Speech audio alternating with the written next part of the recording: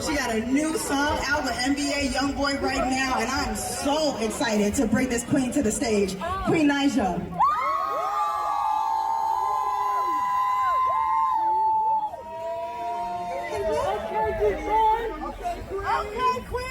Okay, queen. Okay. So I heard all that screaming. Our next guest is what is the relationship with R&B and hip hop right now?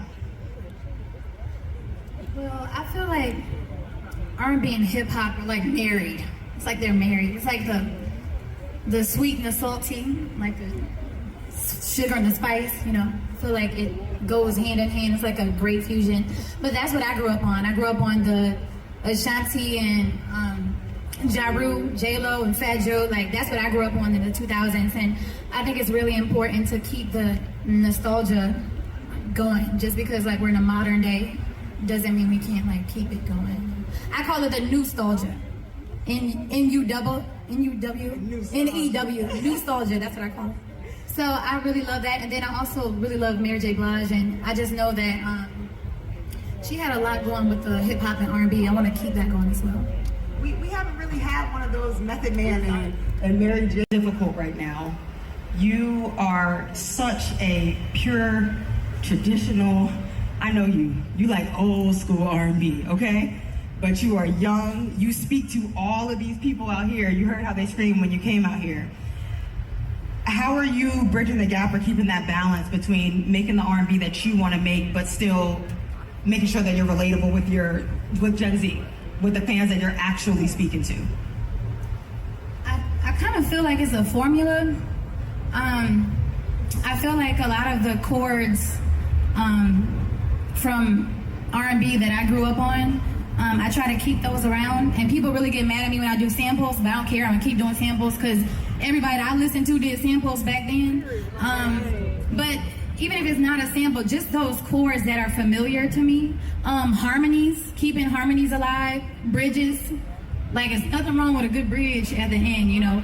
I know everybody has like really short attention spans nowadays, but we have to keep the bridges. So I try to keep bridges in my music. Especially the ones that are on my projects. But, you know, I can't help but to, when I'm making a song where I'm creating like a beat from scratch, I can't help but to hear all those things. So that's how I really keep it alive. To be honest, I don't even know how I do it. It just comes naturally. So, yeah, it's what I grew up on. Can I say something about the Gen Z? Because, like, I know we always talk about Gen Z, but I promise y'all, like, we really don't be giving Gen Z the benefit of the doubt. These are the smartest motherfuckers ever. Like, they got the most technology there. I just want to give Money Long her flowers because I was on Money Long before she was Money Long. I was listening to Money Long when she was Priscilla Renee. Yes, I've been on her. So I just want to give you your flowers and let you know that I've been watching you since I was in school and listening to you. So yeah, I just wanted to do that here in front of everyone. Yeah. And you know, I also want to add, you just said, we need to get in the studio together. It needs to just stop being, you know, I finished my project, now who can I get for a feature? Because I think, you know, there's a spiritual thing to creating music. It's frequency, energy. And like I tell singers all the time when I vocal produce or whatever, what you're seeing on the screen is a visual representation of what is happening right now, how this sound is hitting your ear.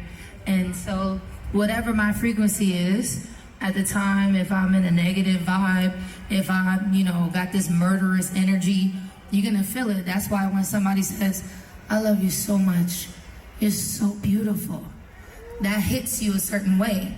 Versus when they be like, bitch, what the fuck is you talking to? And that you're gonna reciprocate that energy.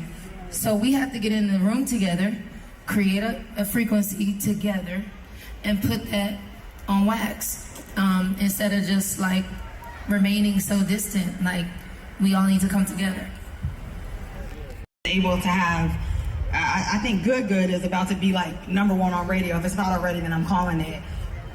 What does that tell you about your future? How long you can be in this game of R&B? How does it make you feel to be able to see a legend like that still doing what he's doing after decades?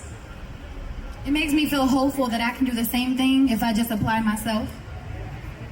That's really all there is to it. Hopefully I can do the same thing as him. But yeah, you just gotta apply yourself to it. Thank you. I'll ask you guys, 'cause I know we're almost out of time.